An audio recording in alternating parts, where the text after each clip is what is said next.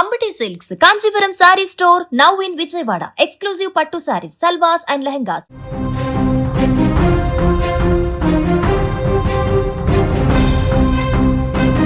జోగులాంబ గద్వాల జిల్లాలో అర్ధరాత్రి వేళ ఒళ్ళు గగురు పొడిచే ఘటన వెలుగులోకి వచ్చింది.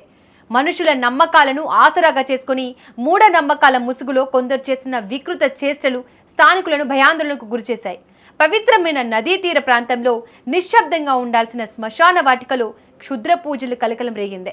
చనిపోయిన వారి ఆత్మలకు శాంతి కలగాలని కోరుకునే చోట స్వార్థ ప్రయోజనాల కోసం సమాధులను తవ్వుతూ అడ్డంగా దొరికిపోయిన వైనం ఇప్పుడు జిల్లా వ్యాప్తంగా సంచలనంగా మారింది. గద్వాల జిల్లా కేంద్రానికి అతి సమీపంలో ఉన్న నది అగ్రహారం గ్రామంలో ఈ వింత ఘటన చోటు చేసుకుంది. గ్రామానికి ఆనుకుని ఉన్న శ్మశాన వాటికలో ముగ్గురు వ్యక్తులు పాత సమాధులను లక్ష్యంగా చేసుకున్నారు. ఎవరు చూడడం లేదన్న ధీమాతో సమాధులపై రాగి రేకులను ఉంచి వింత వింత పూజలు నిర్వహించడం ప్రారంభించారు. అయితే వీరి కదలికలను గమనించిన నది అగ్రహారం గ్రామస్తులు అప్రమత్తమయ్యారు. దొంగచాటుగా పూజలు చేస్తున్న ఆ ముగ్గురిని చుట్టుముట్టారు. గ్రామస్తులు వారిని పట్టుకొని నిలదీయగా అసలు విషయం బయటపడింది.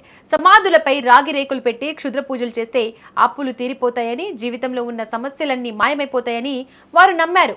ఎవరో చెప్పిన మాటలు విని గుప్త నిధుల కోసమో లేదా అదృష్టం వరిస్తుందన్న పిచ్చితోనో ఈ అఘాయిత్యానికి ఒడిగట్టారు. చనిపోయిన వారి సమాధులను గౌరవించాల్సింది పోయి ఇలాంటి క్షుద్ర పూజలకు వాడడంపై గ్రామస్తులు తీవ్ర ఆగ్రహం వ్యక్తం చేశారు.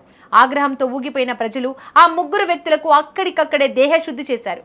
అనంతరం వారిని బంధించి స్థానిక పోలీసులకు సమాచారం అందించారు.